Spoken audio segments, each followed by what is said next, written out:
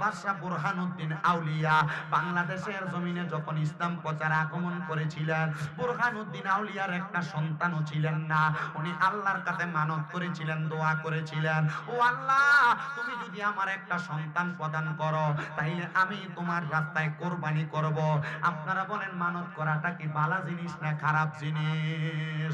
হযরতে বুরহানুদ্দিন আউলিয়া আল্লাহর দরবারে নিয়ত করলেন, আল্লাহ, আপনি যদি আমার একটা সন্তান দান করেন তাইলে আমি আপনার রাস্তায় একটা কোরবানি প্রদান করব। হযরতে বুরহানুদ্দিন আউলিয়া এমন নিয়তটা করতে দেরি আমার আল্লাহ তাআলা বুরহানুদ্দিন আউলিয়ার দোয়াটা কবুল করছে। হযরতে বুরহানুদ্দিন রাহমাতুল্লাহ আলাইহির স্ত্রীকে স্বপ্ন দেখানো হইল, ওগো বুরহানুদ্দিনের স্ত্রী, মনে রাখবেন গো বুরহানুদ্দিনের স্ত্রী, আপনার স্বামী আমি আল্লাহ তাআলার কাছে একটা নিয়ত প্রদান করেছে, যদি তার একটা সন্তান প্রদান করে তাইলে সে আমি আল্লাহর ওয়াস্তে কোরবানি প্রদান করবে। আজকের এই মাহফিলের মধ্যে কত মানুষ এত দান সদকা করে এরার মনের আশা পূরণ করবার লাগা, কত মানুষ দান করে এরার মা কবরে কবরে আযাব মাফ করাইবার লাগা, কত মানুষ অসুস্থ সুস্থ হওয়ার জন্য দান করে, কত মানুষের কামাই রুজিতে বরকত নাই বরকতের লাগা দান করে। এ আমার বাবা হযরতে বুরহানুদ্দিন রাহমাতুল্লাহ আলাইহির স্ত্রীকে স্বপ্ন দেখানো হইল, আপনার গর্ভের মধ্যে একটা সন্তান প্রদান করা হবে, ওই সন্তানটা হবে একটা ছেলে সন্তান। যখন এই স্বপ্ন দেখা হয় হযরতে বুরহানুদ্দিন রাহমাতুল্লাহ আলাইহি আল্লাহ তাআলার কাছে ইবাদত করে করে শুকরিয়া আদায় করে। ও বাবা, যখন ওনার সন্তান দুনিয়াতে আগমন করলো, সন্তানের নামটা দিল হযরতে গুলজারে আলম, বাংলাদেশের প্রথম শহীদ যার নাম হযরতে গুলজারে আলম। ওই গুলজারে আলম এখনো পর্যন্ত বুরহানুদ্দিন রাহমাতুল্লাহ আলাইহির মাজারের পাশে ছোট্ট একটা মাজার দেখবেন, সেই জায়গার মধ্যে এখনো অবস্থিত। উনি যখন দুনিয়াতে জন্মগ্রহণ করলো, জন্মগ্রহণ করার পরে হযরতে বুরহানুদ্দিনকে স্বপ্ন দেখানো হইল, আপনি যেই নিয়ত করেছেন সেই নিয়তটা পূরণ করেন না। উনি আবার আল্লাহর রাস্তার মধ্যে একটা গরু কোরবানি করতে লাগলেন। ওই গরুটা কোরবানি কইরা সিলেটের ওই অঞ্চলের মধ্যে আগে কোনো মুসলমানই ছিল? আপনাদের কথা বলেন না, কষ্ট হইতেছে আপনারা? এই বছর প্যান্ডেলটা আর স্টেজটা একটু উঁচা হয়ে গেছে, শ্রোতাদের সাথে বক্তার দূরত্বটা অনেক বেশি, এলাকা তারা মোটামুটি কাছে নাই দেখা তার আওয়াজের নমুনাটা বোঝা যাচ্ছে না। আবার রিঙ্কু মাইক এরা তো মাশাআল্লাহ মুন্সিবাজারের সাউন্ড ঠিক আছে, কিন্তু যে স্ট্যান্ড যে দিছে বড় খাওয়া লাগে না। আমার লাগে ও দেখছো নি ওখান দিয়ে মানুষ নাই যে মাঝখানে মনে দিয়ে টোলা খাইছে। যদি সম্ভব হয় তাহলে আগে বইবা, আর যদি না হয় দরকার নাই, কারণ যে ঠান্ডা বা তুমি তোমার জায়গা বইয়া যে গরম করছো বাদে উপর উঠিয়া তুমি ঠান্ডা জায়গা বইটাই না চিন্তা করে আল্লাহ কি এমন ঠিক আছে নাকি তা ওয়া চলতনি। আল্লাহ কবুল করো, ধরে কোন আমিন, মুহাব্বতের আমাদের কন্যা আমিন। মাদ্রাসার নাম কি ভাইরাল করে দিই, হযরত আবু বকর সিদ্দিক রাদিয়াল্লাহু তাআলা হাফিজে মাদ্রাসার ছাত্র ভাই এরাও আছে আলহামদুলিল্লাহ। কোন আল্লাহ ওনাদের এলেমে ওনাদের সিনাতে এলেমে নূর দান করুক, আমিন পড়েন। এ আজকে আপনারা যা দোয়া করবেন এরা যখন আমিন আমিন বলবে এদের দোয়া কবুল হবে, আমিন পড়েন। কারণ ওনারা তলেবুল ইলম, আমাদের সবার চাইতে সাধারণ পাবলিকের চাইতে তলেবুল ইলমের দোয়া তাড়াতাড়ি কবুল হয়। মারহাবা, আরো জোরে বলেন না মারহাবা। তো আমার বাবাজিরা বন্ধুরা, সিলেটের জমিনের মধ্যে কোনো মুসলমান নাই, কি নাই? কথা বলেন না, কি নাই? কোনো মুসলমান নাই। তখন হযরতে বুরহানুদ্দিন আউলিয়া কি করলেন, ওনার গরুটা কুরবানি কইরা গোশতগুলা কাইটা উনি ওনার বাড়ির সামনে ফালায়া রাখলেন, কাক পক্ষীরা আইসা ওনার গোশতগুলা খাবে। কিন্তু এমন টাইমে একটা কাক আইসা একটা গোশতের টুকরা নিয়া শাহজালাল ইয়ামিনীর বাড়ির কাছ থেকে নিয়া ওই গরু গোবিন্দ বাদশার সামনে নিয়া পালাইছে। হিন্দু মানুষটা ওই মানুষগুলা তো কখনো গরুকে যেটা দেখতে পারে না, গরু আর মা গরুর গোশত এরা এগুলা দেখতে পারে না, দেখলে রাম রাম রাম বইলা চেতে। ও বাবারা, গুরু গোবিন্দ বাদশার বাড়ির সামনে একটা গোশতের টুকরা পালানোর সাথে সাথে গুরু গোবিন্দ বাদশা বলে, কে রে আমরার মারে জবাই করলো, কে রে আমরার মারে জবাই করলো, এই কথা চিন্তা কইরা এবার খোঁজ খবর নিয়ে লক্ষ্য করে দেখতেছে হযরতে বুরহানুদ্দিনের বাড়ির সামনে ওই গরু জবাই করা হয়েছে। বুরহানুদ্দিন রাহমাতুল্লাহ আলাইহির বাড়ির বাড়ির সামনে যাইয়া বুরহানুদ্দিন আউলিয়ার ধরে আনা হইছে। এরে বুরহানুদ্দিন, তুমি কেন গরু জবা করলা? তুমি কি জানতা না সনাতন ধর্মাবলম্বীরা গরুর গোশত পছন্দ করে না? এরা গরুকে মায়ের মতো জানে, এরা গরুরে বড় শ্রদ্ধা করে, গরুর দুধ খায় তারা বড় মা মানে কইরা, কিন্তু আবার মায়ের জুতার মায়ের পিঠে চামড়া দিয়া জুতো পরে। আমি বুঝতাম না এরা গরুরে কেমন মা মনে করে, আবার মায়ের চামড়া দিয়া তারা জুতো বানায়। এটা তাদের ধর্মের বিষয়, আমি তাদের ধর্ম নিয়ে কোনো বাজে মন্তব্য করতে চাই না। তবে আমার কথা হইল সাধারণ মস্তিষ্কের মধ্যে একটা বুঝ আসছে ইসলাম ধর্মের মানুষের, যে যেইটারে তোমরা মা মনে করো, যেইটা তোমরা দুধ পান করো, আবার ওই মায়ের চামড়া দিয়া কেন তোমরা জুতা বানায়া পড়ো, এটা তো আমরা বুঝলাম না। মার চামড়া কি ফুটে আবার পায়ে লাগাইতে পারে নাকি? ও বন্ধু, গুরু গোবিন্দ বাদশা হযরতে বুরহানুদ্দিনের সামনে আইনা ডাক দিয়া কয়, কেন তুমি গরু জবা করলা? বলে, আমি আল্লাহর দরবারে মানত করেছিলাম, নিয়ত করেছিলাম, এজন্য আমি আমার গরুটা কোরবানি করেছি। বলে, মানতটা কি কারণে করেছ? আমি নিয়ত করেছি আল্লাহ যদি আমার সন্তান দেয় আমি একটা গরু কোরবানি করব। বলে, আল্লাহ কি তোমার সন্তান দিছে? বলে, হ্যাঁ দিছে। আপনারা বলেন বাবারা, দেওয়ার মালিক, সন্তান দেওয়ার মালিক একজন, তিনি কি? না কোনো বাপে দেয়? সাফার দাঁত ফালাইবা। আল্লাহর ওলিদের কাছে দোয়া চাইবা, হুজুর আমরা লাগি দোয়া করো, আল্লাহ আমরার একটা সন্তান দিছে। কিটা কই না করে না কইবা যে হুজুর আপনি দোয়া করো না, হুজুর আমার একটা সন্তান দিলাই। কোন বাপ সন্তান দেয়নি, কোন পীর সন্তান দেয়নি, কথা কই না করে দেয়নি। দেওয়ার মালিক কে? আল্লাহর কাছে দোয়া করব, ফিরে তখন আল্লাহ হয়তো বা দিবে। কথা কোন ঠিক কিনা? ঠিক কিনা? এ মুসলমান, গুরু গোবিন্দ বাদশা ডাক দিয়া কয়, সন্তান পাইছুনি? বলে, হ্যাঁ সন্তান পাইছি। বলে, সন্তান কোথায়? ওই সন্তান হযরতে বুরহানুদ্দিনের সন্তান হযরতে গুলজারে আলমকে সামনে নিয়ে আসছে। সামনে আইনা গুলজারে আলমের দিকে তাকায় তাকায়, গুরু গোবিন্দ ওনাদের মা কোরবানি করছে, এটার জন্য প্রতিশোধ নেওয়া লাগবে। এই জন্য বলে, কেন তুমি আমার মারে কোরবানি করলা? এই জন্য আমি তোমার সন্তান দ্বারে এই মুহূর্তে আমাদের সামনে বলি প্রদান করব। এবার হযরতে গুলজার আলমের গর্দানের মধ্যে আঘাত করেছে, হযরতে বুরহানুদ্দিনের গর্দানের মধ্যে আঘাত করেছে। কিন্তু বুরহানুদ্দিন আউলিয়া দুনিয়া থেকে বিদায় হওয়ার আগে একটা চিঠি লেখছে, ও ইয়ামেনের বড় বড় আল্লাহর ওলিরা, আমাদেরকে তো আপনারা পাঠাইছেন বাংলার জমিনে, শিহট্টের জমিনে ইসলাম প্রচার করার জন্য, কিন্তু আমার সন্তানটা জন্ম নেওয়ার পরে তারা আমার সন্তানকে ডাইরেক্ট জবা করে মারছে, আপনারা কেন এখনো পর্যন্ত আগমন করেন না? তখন হযরতে শাহজালাল ইয়ামিনী বিনা কাপড়ে, বিনা সামান নিয়া, শুধু নামাজের একটা মুসল্লা নিয়া ইয়ামেন দেশ থেকে আগমন করেছেন বাংলাদেশের দিকে। আস্তে আস্তে গো বলব, হযরতে বুরহানুদ্দিনের চিঠি পাইয়া হযরতে শাহজালাল ইয়ামিনী উপমহাদেশের উপরটা ঘুইরা আপনাদের সিলেটের জমিনে আগমন করেছে। আমাদের কুমিল্লা শহরের একবারে পূর্বাঞ্চলে শাহজালাল রহমতুল্লাহ আলাইহির আস্তানা নামক একটা জায়গা আছে। উনি আসার সময় ওই জায়গার মধ্যে আরাম করেছিলেন। কুমিল্লা বিবির বাজারের পাশে কটক বাজার, ওই জায়গা থেকে আপনাদের এই অঞ্চল পর্যন্ত আগমন কইরা হযরতে শাহজালাল ইয়ামিনী যখন ইসলামের দাওয়াত দেওয়া শুরু করবে, দাওয়াত দেওয়া শুরু করার আগে হযরতে শাহজালাল ইয়ামিনী সুরমা নদীটা পাড়ি দিবে। এখন কেমন স্রোত, আগে কিন্তু আরো বহুত স্রোত ছিল, পানির তলদেশটার পানির প্রকম্পন কমার কারণে এখন স্রোতের গতিটা একটু কম কম দেখা যায়। শাহজালাল ইয়ামিনী ওই জায়গাটা পার হবে, মুসলমান ফকিরদের আগমন দেখা গুরু গোবিন্দর মাথাটা তো পাগলের মতো হয়ে গেছে। সে চিন্তা করলো শাহজালাল ইয়ামিনীকে এখানে আসতে দেওয়া যাবে না। ওই নদীর মাঝখান দিয়া পারে পারে কত বড় বড় পাথর দিয়া দিছিল। শাহজালাল ইয়ামিনী কয়, কোন নৌকা নাই, কি দিয়া পার হব? আল্লাহর ওলিরা আল্লাহর কাছে দোয়া করলে আল্লাহ তাদেরকে রাস্তা বাতলায়া দেয়। শাহজালাল ইয়ামিনী 2 রাকাত নামাজ পড়ছে গো, নামাজ পড়া আমার আল্লাহ তাআলার কাছে দোয়া করে। যেই নামাজটা পড়ছিল ওই নামাজের নাম হলো সালাতুল হাজতের নামাজ।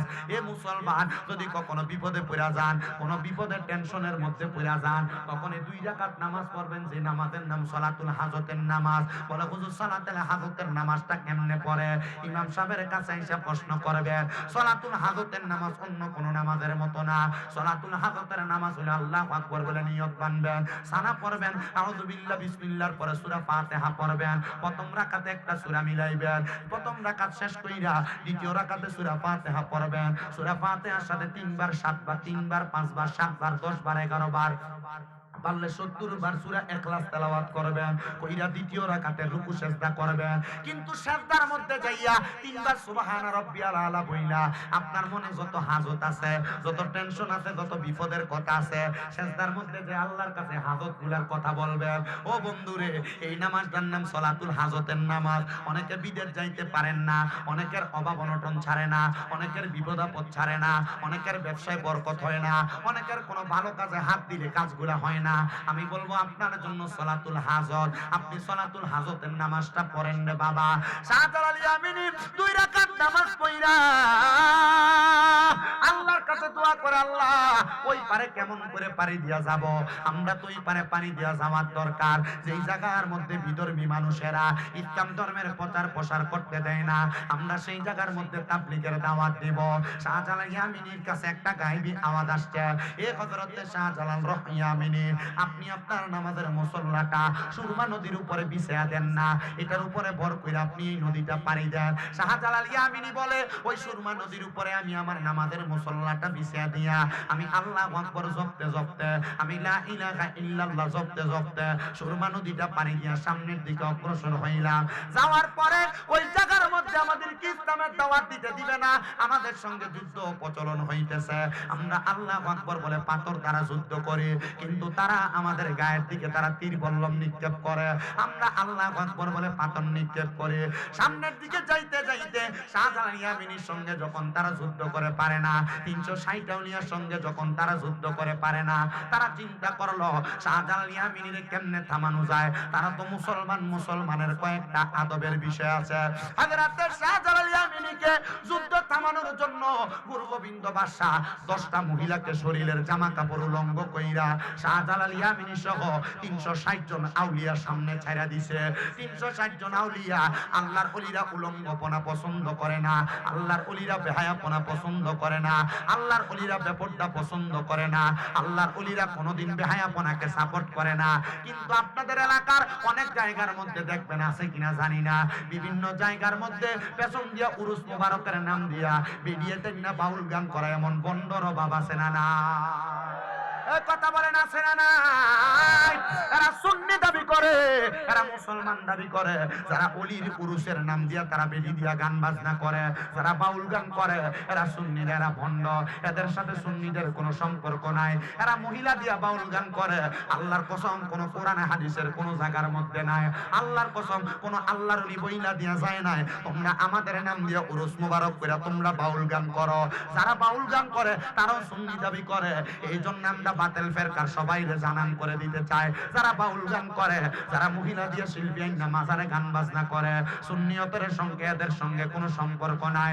এবার আপনারা বলেন, এদের সাথে আমাদের কোনো সম্পর্ক আসেনি? আসেনি। এরার কারণে সুন্নিরারে মানুষ ভণ্ড কয়, কথা কন্যা ঠিক কিনা? এই জন্য মনে রাখবা, যারা মাজারের মধ্যে বেড়ি দিয়ে গান বাজনা করে, মাজারের মধ্যে বেরিয়ে ঢুকায়, যারা মাজারের মধ্যে বাউল গান করে, এরা ভণ্ড, এদের সাথে সুন্নিয়তের কোনো সম্পর্ক নাই। ওই মাজারের খাদেমদারে যদি কখনো পারলে লুঙ্গি ডালগি দিয়া মাঝে মাঝে ফাতলা ফাতলা দুইটা বাড়ি দিয়া দিবেন। বলে কেন গো, কেন হুজুর? এটার কারণ হইল, এরার কারণে মানুষ আমদারে ভণ্ড কয়। এই যে দেখেন বাংলাদেশের বিভিন্ন এলাকায় মাজার ভাঙতাছে, আপনারা তো মাজার ভাঙ্গার পক্ষে আছিলেন মনে হয়, মাদার ভাঙ্গার পক্ষে আছিলেন। আপনারা পক্ষে থাকেন আর না থাকেন, আমি শামীম দাদা মাদার ভাঙ্গার পক্ষে আছিলাম। বলে হুজুর কি লাগা মাদার ভাঙ্গার পক্ষে আছিলা? তাকে দেখেন যতগুলা মাজার ভাঙছে, প্রত্যেকটা মাজারের লগে একটা মাদ্রাসাও নাই। ও বাবা, মাজারের লগে যদি মাদ্রাসা থাকতো, যে ফকিন্নির ফলারা মাজার ভাঙতে আসে, যদি মাজারের মাদ্রাসার ছাত্র থাকতো 200 ছাত্র যদি 200 লাঠি লিয়ে ফকিন্নির ফুলার যেতে দৌড়ানি দিত, তাহলে মাজার ভাঙ্গার সাহস তারা পাইতো না। তার মানে যেই মাজার গুলা ভাঙতে গেছে, এই মাজারের খাদেম গুলা ভণ্ড, এই মাজারের পরিচালক গুলা ভণ্ড। বলে হুজুর কেন? এরা মাজারের গরু দিয়া ছাগল দিয়া আর পকেট বাড়ি করছে, মাদ্রাসা করে নাই। এই জন্য আপনারা বলেন, প্রত্যেকটা মাদ্রাসার সাথে, প্রত্যেকটা মাজারের সাথে মাদ্রাসার দরকার আছে না না?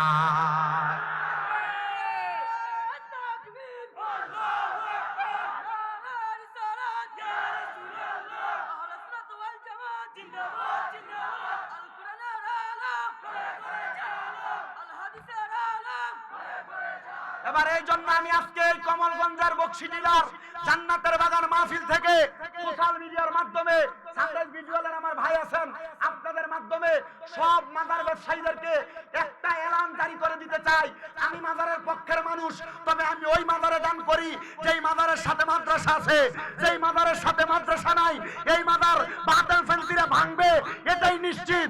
এখন থেকে সতর্ক হও, যদি আল্লাহর ওলিদের মাজারকে টিকিয়ে রাখতে চাও, প্রত্যেকটা মাজারের সাথে সাথে একটা একটা তিনখানা মাদ্রাসা চালু করো। কথা বলেন ঠিক কিনা? মাজার দিয়ে ব্যবসা চলবে না। মাজার দিয়ে ব্যবসা করে নিজের পকেট ভারী করছে, এখন মাজার ভাঙবে। কথা কন না কেন? আমি এর লাগে মাজার ভাঙার পক্ষে আসলাম, কারণ আমি খবর নিয়ে দেখছি যতগুলো মাজার ভাঙতে গেছে একটা মাজারের ভিতরে মাদ্রাসা নাই। কথা কন না কেন? মাজারের ভিতরে গরু ছাগল আইছে আর খাদেম সাহেবরা পকেট মোটা করছে। কথা কন না রে, ঠিক কিনা?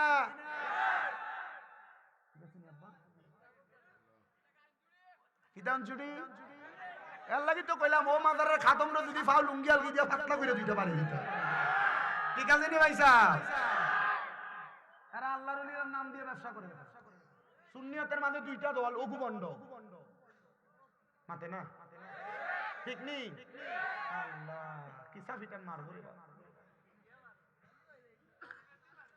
হ্যাঁ জালিবাত নি, নরমাল কইছো তুমি, গরম রড দিয়ে মারতো। মানে একটা বাড়ির লোক একটা ফিট বন্ধু 3 লাখ ডাক লাগতো। এটা মাতে না মেম্বার? মাতে মাতে। আল্লাহ আমরারে কবুল করতো। জোরে কোন আমিন, মুহাব্বতের আওয়াজে কোন আমিন।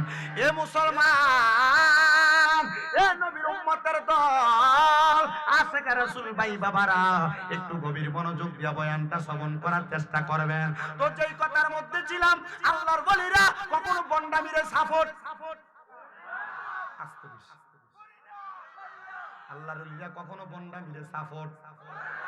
সিলেটের জমিনে হক্কানি লোক আছে বিদায় শাহজালালের মাজারে বেরিয়ে করতে পারে না। সিলেটের জমিনে আল্লাহর হক্কানি বান্দারা আছে বিদায় শাহপুরানের মাজারে বেরিয়ে উঠতে পারে না। আর নাইলে বাংলাদেশের বেশিরভাগ জায়গায় মাজারের ভিতরে বেরিয়ে ঢুকায়। নবীর হাদিস বলে একটা মাজার থেকে, একটা কবর থেকে মহিলারা সর্বনিম্ন 40 হাত দূরে থাকবো। আর আমরা বেড়ায় বিভিন্ন জায়গার ভিতরে মাজারের লগে নিয়ে বেরিয়ে তেরে সুমা দিবার লাগিয়া ফিসার বাড়ি ঢুকো ফেলে।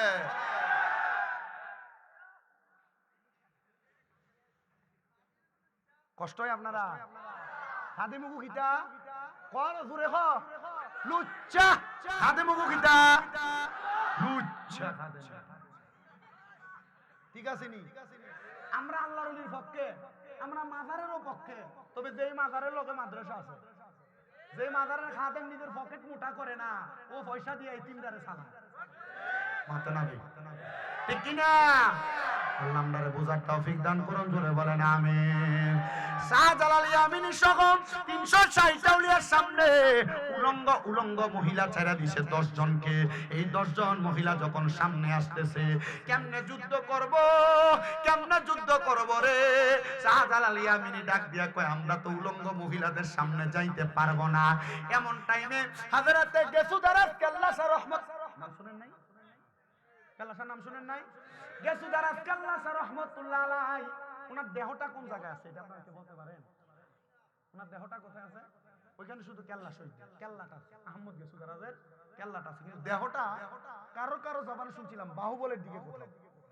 বাকিটা আমি জানি না, বাকিটা আল্লাহ মালুম। আমি ঘটনায় যতটুকু পড়েছি অতটুকু আপনাদেরকে বলছি। আপনাদের কষ্ট হচ্ছে কোনো? কয়টা বাজে? 1 ঘন্টা 12 মিনিট হয়েছে। এটা কিটা?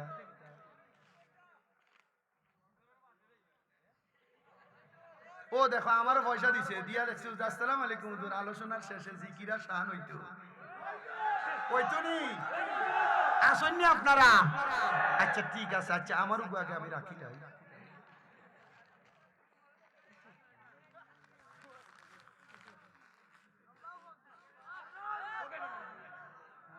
তুমি নি দিছ? আচ্ছা দেরি হননি কোনো? সবাই দিছেন নি? কয়টা বাজে? 1:40 বাজে। কালকে আমার বাইছে মাহফিল 2টা, একটা কসবা একটা আখাউড়া। আপনারা আসুন নি বাবা? আমরা ইমাম সাহেবের কষ্ট হয়নি কোনো। আপনি শুধু আপনারও মায়ার হাত দিয়ে আমার দোয়া করবেন। আপনারও দোয়া পাইলে ইনশাল্লাহ আমার গলা দিয়েও মাতাইবে। আসুন নি?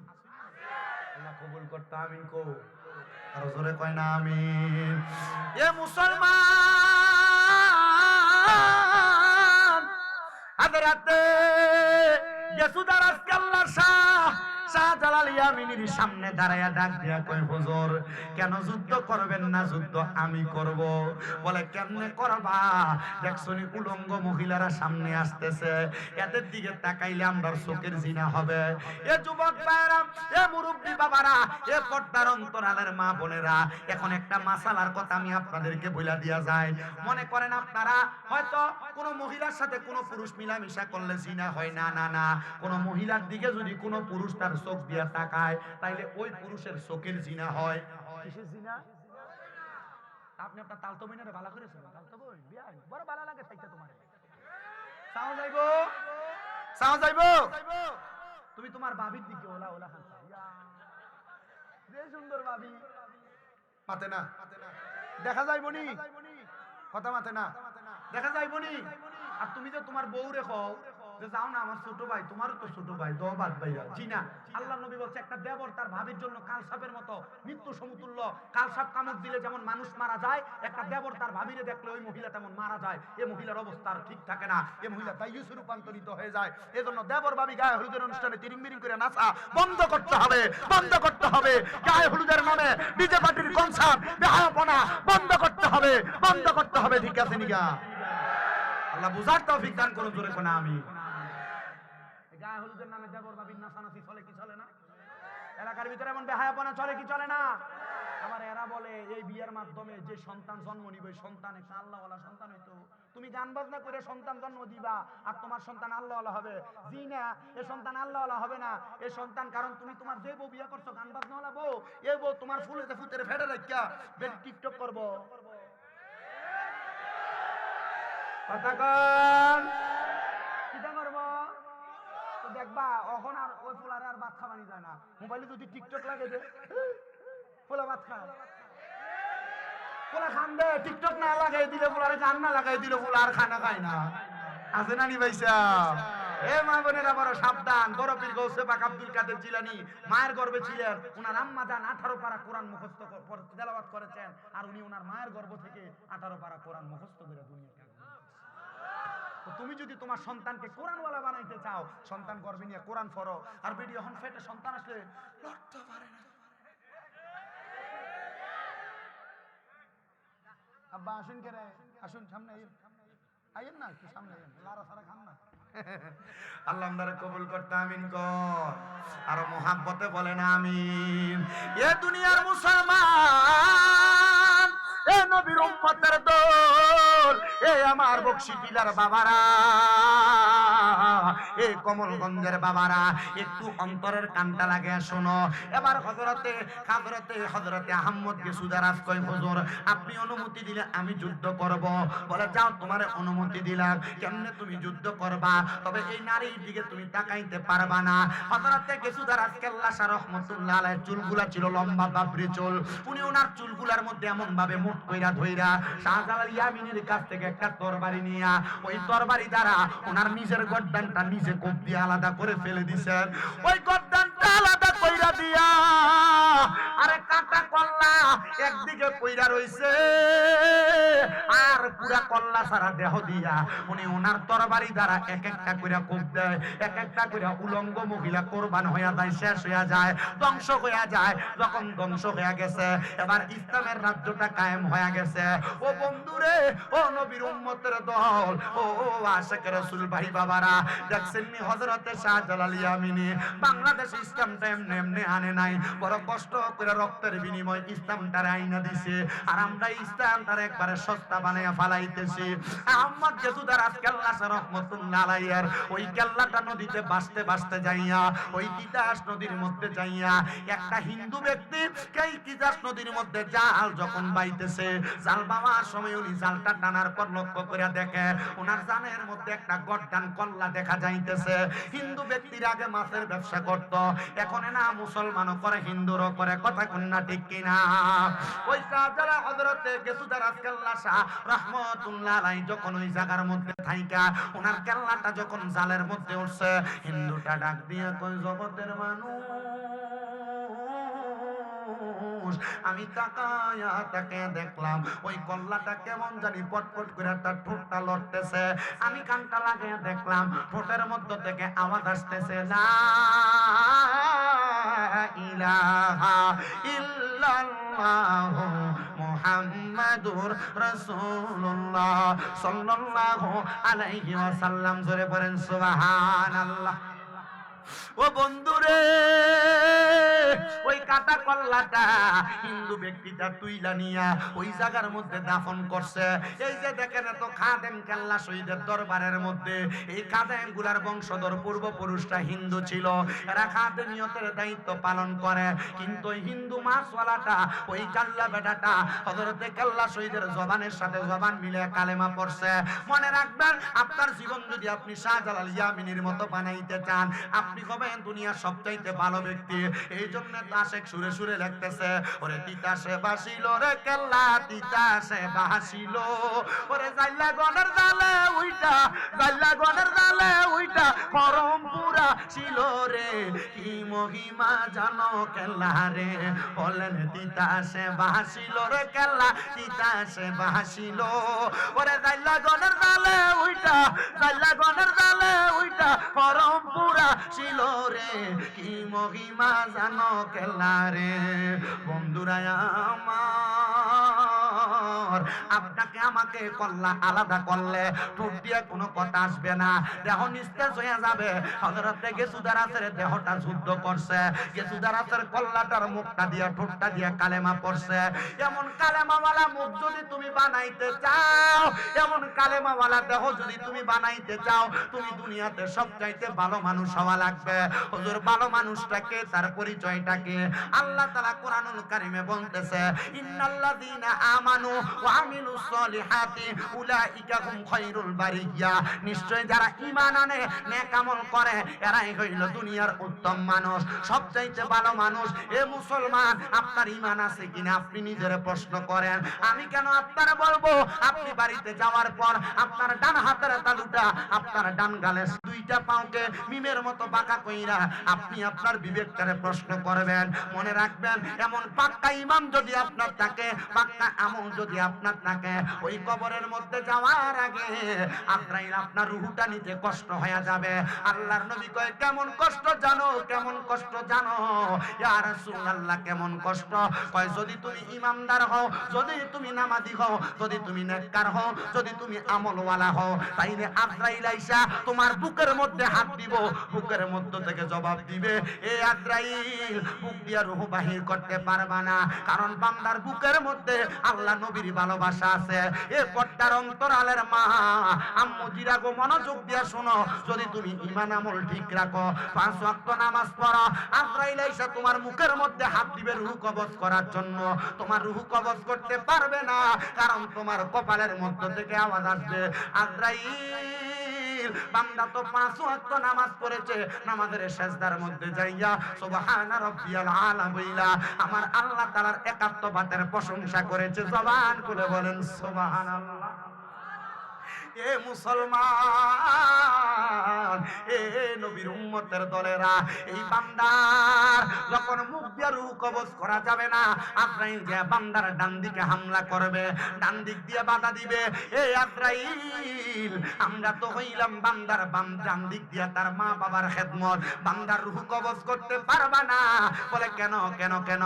বলে বান্দা মা বাবার খেদমতে চিরস্থায়ী ছিল, বান্দার বাম দিক দিয়ে হামলা করবে, বান্দার বাম দিক দিয়ে হামলা করে রূহ কবজ করতে পারবে না। বলে কেন কেন কেন রে কেন? বলে বান্দার বাম দিক দিয়ে হইল দান এবং সাদাকা, এই জন্য বান্দার রূহ কবজ করতে পারবে না। বলে হুজুর, বান্দার রূহকে আজরাইল কবজ করবে না? বলে হ্যাঁ, রূহ কবজ করবে। কেমনে রূহ কবজ করবে? বলে বান্দা যখন ইন্তেকালের আগে কালেমা পড়বে, লা ইলাহা ইল্লাল্লাহু মুহাম্মাদুর রাসূলুল্লাহ, বান্দার মুখ দিয়ে একটা বাতাস বের হবে, ওই বাতাসের মাধ্যমে বান্দার রূহ কবজ করা হবে। বান্দা টের পাবে না, টের পাবে না, ছোট্ট বাচ্চা যখন কান্না করে মা মাথার মধ্যে হাত তুলে দিলে বাচ্চা যেমন ঘুমায়া যায়, ইমানদার বান্দা তেমন ভাবে ঘুমায়া যাবে। জান্নাত ইমানদার বান্দার রূহকে স্বাগতম জানাবে। কিন্তু কোন বেঈমান যদি মারা যায়, বেআমল লোক যদি মারা যায়, দেখবেন আপনাদের এলাকার অনেক মানুষ মারা যায় বিছানার মধ্যে প্রস্রাব পায়খানা করে দেয়। অনেক মানুষ মারা যায় বিছানার মধ্যে, মানুষগুলা জিহ্বার মধ্যে কামড় দিয়া মারা যায়। অনেক মানুষ মারা যায় মারা যাওয়ার সময় চোখ উল্টে দিয়া মারা যায়। অনেক মানুষ মারা যায় নাকে মুখে দিয়ে রক্ত বাইর হয়। একবারও তো চিন্তা করলা না মানুষ কেন এত কষ্ট পায় মারা যায়? জানো মানুষ কেন এত কষ্ট পায় মারা যায়? আজরাইল যখন সামনে আসে, আজরাইলের ভয়ঙ্কর চেহারা দেখা মানুষ বিছানার মধ্যে প্রস্রাব পায়খানা করে দেয়।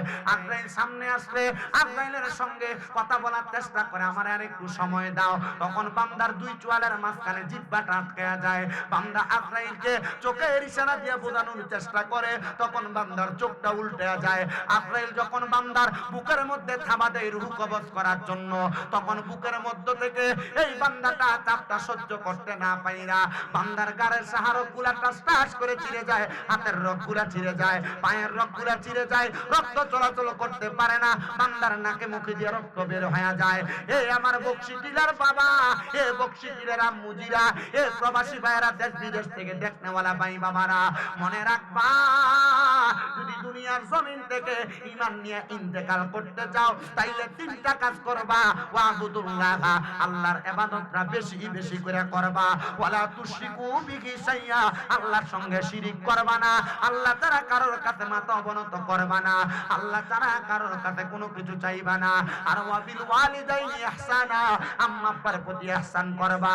কিন্তু আমাদের সমাজ এত নিকৃষ্ট, আমাদের সমাজ এত নিচে নেমে গেছে, সন্তানরা বিবাহ করার পর মা বাপরে দাম দিতে চায় না, আম্মা আব্বারে সম্মান দিতে চায় না, আম্মা আব্বারে জুদা করে দেয়। আমি বড় অবাক হয়ে গেলাম। নারায়ণগঞ্জের একটা মহিলা আমার কাছে খবর কইছে, হুজুর আমার সন্তানটারে আমি বড় কষ্ট করে মানুষ করেছি হুজুর, আমার সন্তানের বয়স যখন 2 বছর আমার স্বামীটা অন্য একটা মহিলাকে বিবাহ করে আমার ছাইরা দিয়া চলে গেছে হুজুর। আমি পারতাম আমার যৌবনের জ্বালা সহ্য করতে না পাইরা একটা ছেলের কাছে বিবাহ বসতে, এই ছেলেটার দিকে তাকায়া আমি আর বিবাহ বসি নাই হুজুর। আমার ছেলেটারে কষ্ট করে মানুষের বাড়িতে বাড়িতে কাম করে আমি মানুষ করছি ও হুজুর।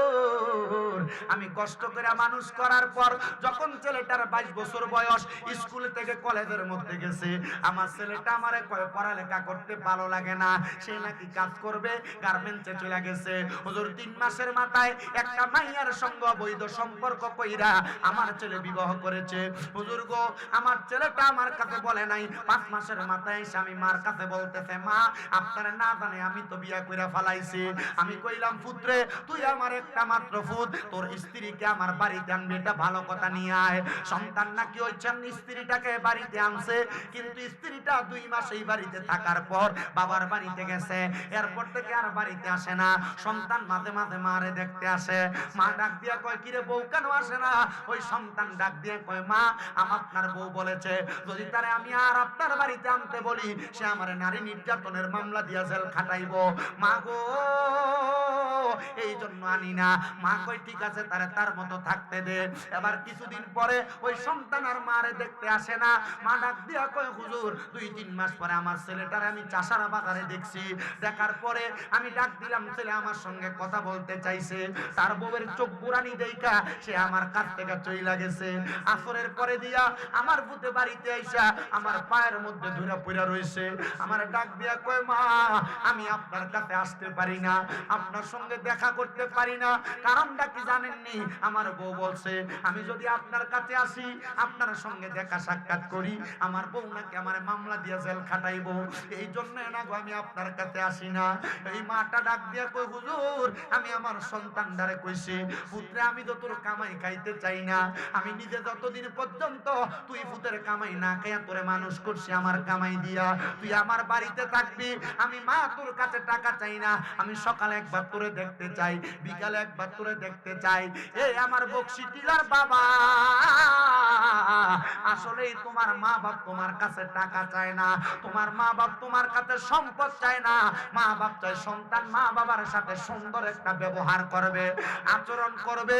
কিন্তু তোমার বউ তোমার কথায় কথায় বলছে, তোমরা তো 2-3 ভাই, তুমি কেন মা বাপরে একা একা ভাত খাওয়াও, তারাও তো খাওয়াইতে পারে। এই কথা শুই না তুমি যুবক তোমার মা বাপরে আলাদা করে দিছ।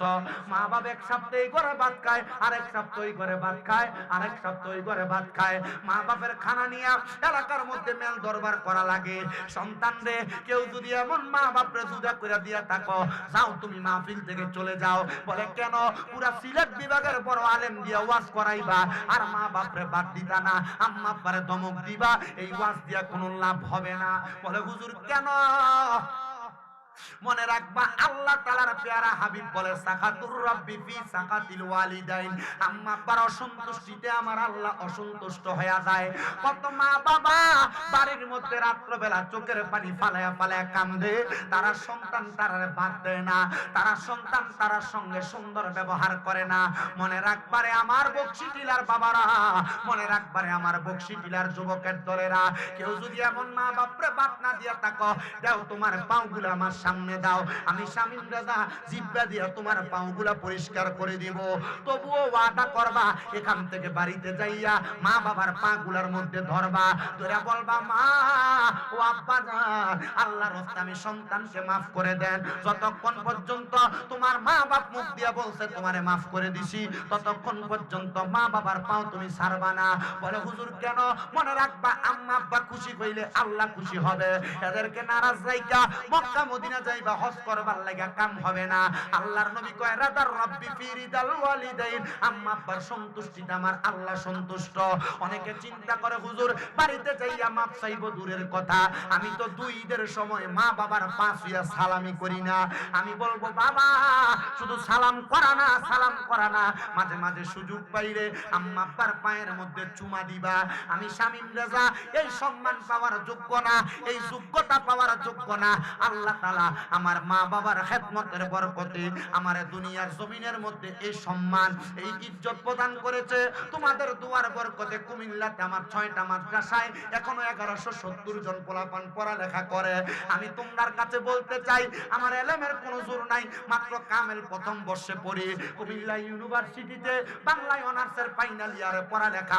আমার যোগ্যতা কম, আমার এলেম কালাম কম, তবে আমি যেই দিন মাদ্রাসায় ক্লাস 6-7 এ পড়ার সময় ওয়াজে শুনছি মা বাবার পায়ের মধ্যে চুমা দিলে আল্লাহর জান্নাতের চৌকাঠে চুমা দেওয়ার সওয়াব পাওয়া যায়। আমি রাত্রবেলা বাড়ির মধ্যে যাইয়া আম্মা আব্বার পায়ের মধ্যে চুমা দিছি, এরপর থেকে আল্লাহ আমার কপাল খুলছে, এরপর থেকে আল্লাহ আমার তকদির পরিবর্তন করে দিছে, আমার জীবনের চাকা ঘুরাইয়া দিছে। আমি বলবো ওই মা বাবার পায়ে ধরলে দাম কমবে না, ইজ্জত কমবে না, সম্মান কমবে না।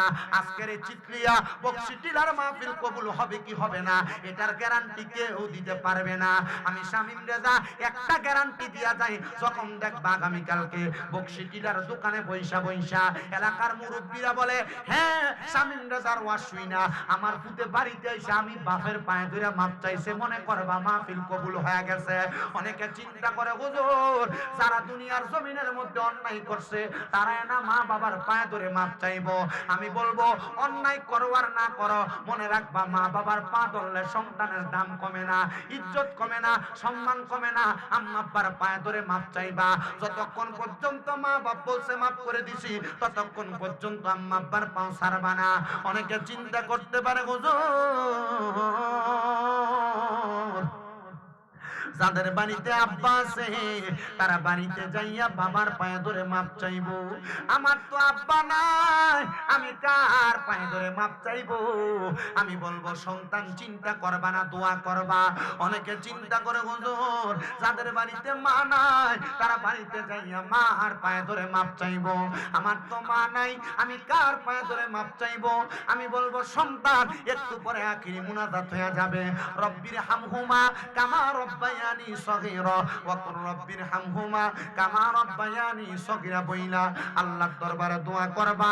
আমার বিশ্বাস আল্লাহর নবীজির হাদিস শরীফ পড়িয়া দেখলাম নবী আমার কয় কোন সন্তানের মা মারা যাওয়ার পরে, বাবা মারা যাওয়ার পরে ওই সন্তান যদি তার মার জন্য, বাবার জন্য রব্বিরহামহুমা কামা রাব্বায়ানি সগীরা বইলা চোখের মণিকোটার মধ্যে একটা মাছির মাথা পরিমাণ পানি চাইরা দিয়া কান্দে, ওই পানি মাটিতে পড়ার আগে আল্লাহ তাআলা তার মা বাবার জীবনের গুনাহ মাফ করে দেয়।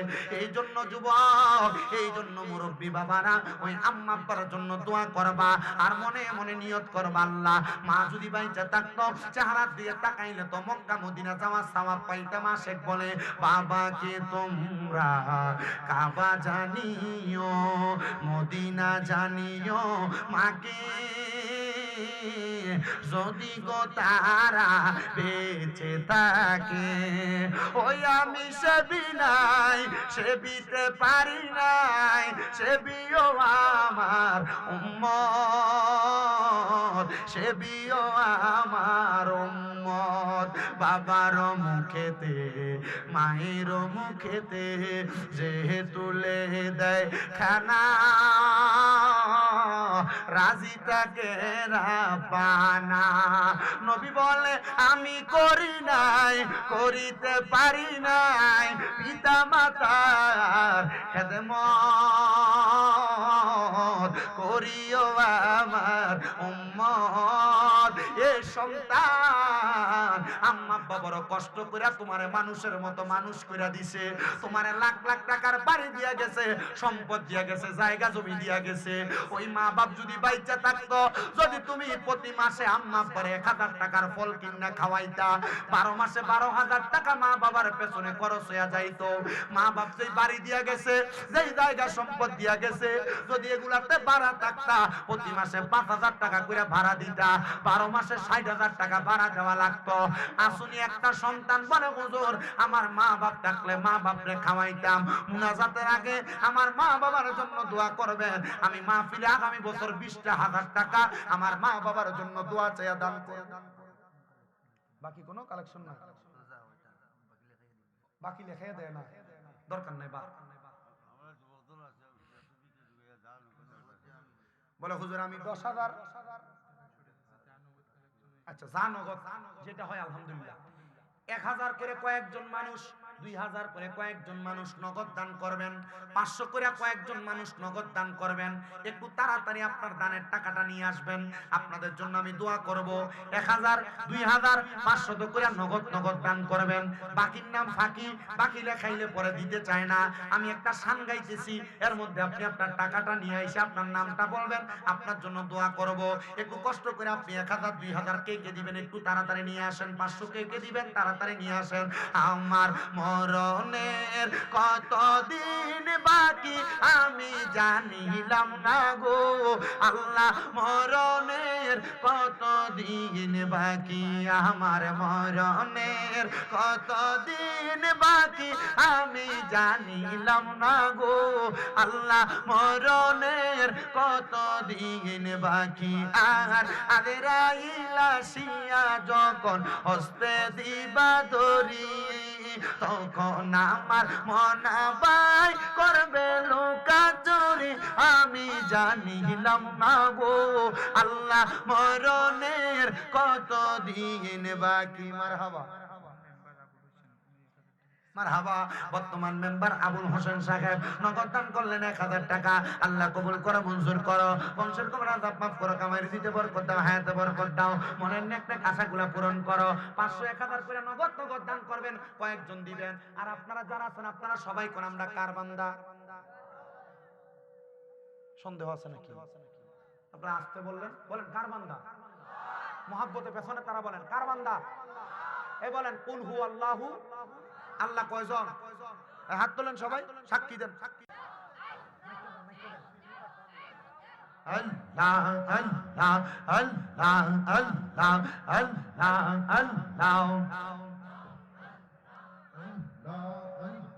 আল্লাহ আল্লাহ দমে দমে জফর নাগাম আল্লাহু আল্লাহ দমে দমে মাশাআল্লাহ আল্লাহ আল্লাহ দমে দমে জফর নাগাম আল্লাহু আল্লাহ দমে দমে মাশাআল্লাহ আল্লাহ আল্লাহ আসিলে তুফান ভাঙবে না ঘরের বান আসিলে তুফান চিরবে না ঘরের বান মন পাখি কইরা যাবে নিজম জঙ্গলায় দমে দমে মাশাআল্লাহ আল্লাহ আল্লাহ আল্লাহু আল্লাহ দমে দমে মারহাবা আল্লাহ আল্লাহ কেবা তোমার বইনো ভাই সঙ্গের সাথী কেহ নাই কেবা তোমার বইনো ভাই সঙ্গের সাথী কেহ নাই পরকালে যাইবার বেলা কাউরে পাইবা না মারহাবা আল্লাহ আল্লাহ আল্লাহু আল্লাহ দমে দমে মারহাবা আল্লাহ আল্লাহ আল্লাহ আল্লাহ নবী সারা আপন কে না আইরে মুমিন ভাই নবী সারা আপন কে না গাই মারহাবা আল্লাহ আল্লাহ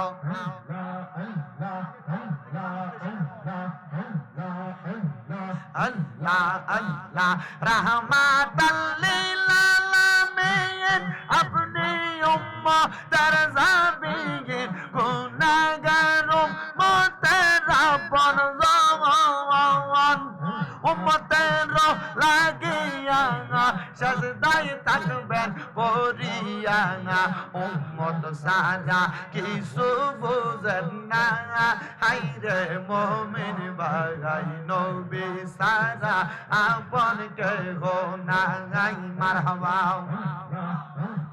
আল্লাহ আল্লাহ মুর্শিদ মুর্শিদ কইরাই আমার ঘুমাসে না নয়নে মুর্শিদ মুর্শিদ কইরাই আমার ঘুমাসে না নয়নে আমার বলিবা মুর্শিদ কে মনে মারহাবা আল্লাহ আল্লাহ আল্লাহ আল্লাহ আমার বলিবা মুর্শিদ কে মনে মারহাবা আল্লাহ আল্লাহ তোমায় আমি ভালোবাসি পাগলের মতো মনে চাইলে এই পাগল মন ছোটে গত খবর মারহাবা আল্লাহ আল্লাহ লোক সমাজে কলম কি আমি গলাই কলম কের মালা লোক সমাজে কলম কি আমি গলাই কলম কের মালা আমারে বলিবা মুর্শিদ কে মনে মারহাবা আল্লাহ আল্লাহ ববে আঙার নাই রে দোগন ববে আঙার নাই রে দোগন মুশকিল কুশার নাম লম করিয়া যতন ববে আঙার নাই রে সমন মারহাবা মুশকিল কুশা কেমন দমন চিলাই না রে মোহন সেই না মেরি দুহাই দিলে দূরে যায় সমর ববে আর নাই রে দমন মারহাবা আল্লাহ নবী মুশকিল কুশা তিনেতে একজন হযরত ইমাম হাসান হোসেন দুই ভাই নবীজির রতন ববে আর নাই রে দমন মারহাবা আল্লাহ আল্লাহ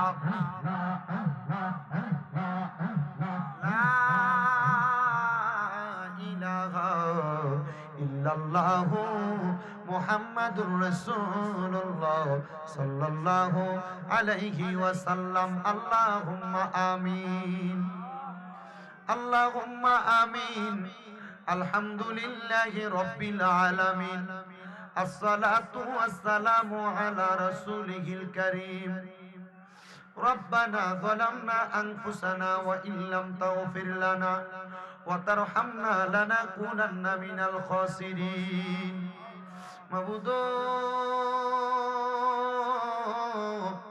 ও দয়াল আল্লাহ আপনি কি আসমানে না জমিনে, না পাহাড়ে না দরিয়ায়, এই গত জীবনে আপনার কত তালাশ করলাম সন্ধান পাইলাম না।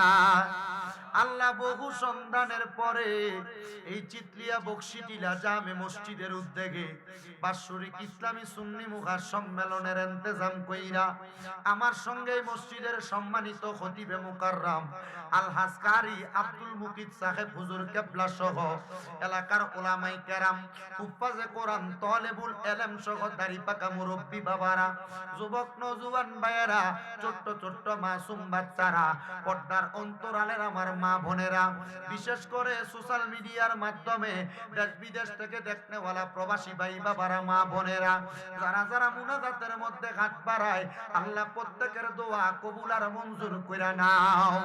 আল্লাহ অনেকে হাত বাড়াইছে যাদের জগতের মধ্যে বাবা নাই, হায়রে বাবা, যেই বাবা রিকশা চালাইয়া মাটি কাইটা মাথার গাম পায়ে ফালাইয়া সন্তানরে মানুষের মতো মানুষ করার জন্য আব্বাজান নিজের রক্তরে পানি বানাইছে, এমন আব্বা যাদের অন্ধকার কবরে আব্বার কবর জান্নাতের বাগান বানায়া দাও। আল্লাহ কে জানি হাত বাড়াইছে, কার জানি জগতের মধ্যে মা নাই রে মা, হায়রে মা, যেই মারে মা কইয়া ডাকলে কলিজার আগুন ঠান্ডা হইয়া যায়, যেই মা নিজে না খেয়া সন্তানকে খাওয়াইছে, এমন মা যাদের কবরে আম্মার কবর জান্নাতের বাগান বানায়া দাও। আল্লাহ যাদের মা বাবা বেঁচে আছে হায়াতে তৈয়বা নসিব করে দাও। অনেকের আম্মা আব্বা অসুস্থ, পরিপূর্ণ সুস্থতা নসিব করে দাও। বিশেষ করে বক্সিটিলা মসজিদের সেক্রেটারি আব্দুল মতলিব মিয়া অসুস্থ, দোয়া চাইছে আল্লাহ শেফা আদলা কামেলা নসিব করো। এই মাহফিলের মধ্যে যারা টাকা দিয়া, পয়সা দিয়া, শ্রম দিয়া, বুদ্ধি দিয়া, পরামর্শ দিয়া, মাইক দিয়া, লাইট দিয়া, প্যান্ডেল দিয়া, মিডিয়ার বাইরা সহ সম্মানিত শ্রোতা মণ্ডলী, পুরুষেরা, পর্দার অন্তরালের মা বোনেরা, আল্লাহ সবাইরে তুমি কবুল মঞ্জুর করে নাও। অনেক প্রবাসী ভাইরা বিদেশ থেকে দোয়া চাই, আল্লাহ আমার প্রবাসীদের খাস দোয়া কবুল মঞ্জুর করো, প্রবাসীদের মনের নেক নেক আশা পূরণ করো, প্রবাসীদের হায়াতে বরকত দান করো। গত 2 বছর আমার একজন ভাইজান গরু দান করছিলেন, আল্লাহ ওনাদেরকে বেশি বেশি দান করার তৌফিক দান করেন। অনেকে চাল দিয়া, টাকা দিয়া, অনেকে তেল দিয়া মাহফিলের কাজে সহযোগিতা করে, অনেকে নিজেরা গায়ে পরিশ্রম করে সহযোগিতা করে। আল্লাহ যাদের পরিশ্রমের কারণে মাহফিলটা প্রতি বছর হয়, তাদেরকে এই মাহফিলটা প্রতি বছর জারি রাখার তৌফিক দান করো। আল্লাহ এলাকার আশেপাশে কত মানুষ দোয়া চায়, প্রত্যেকের খাস দোয়াগুলা কবুল মঞ্জুর করে নাও। আল্লাহ মরণ দিবা দুঃখ নাই, তবে বেঈমান বানিয়ে মরণ দিয়েন না। মরণের আগে বারবার মক্কা মদিনা তাওয়াফ জিয়ারত নসিব করায়া আখেরি জবানে মধুর কালেমা পড়ায়া দিয়েন লা ইলাহা ইল্লাল্লাহু মুহাম্মাদুর রাসূল।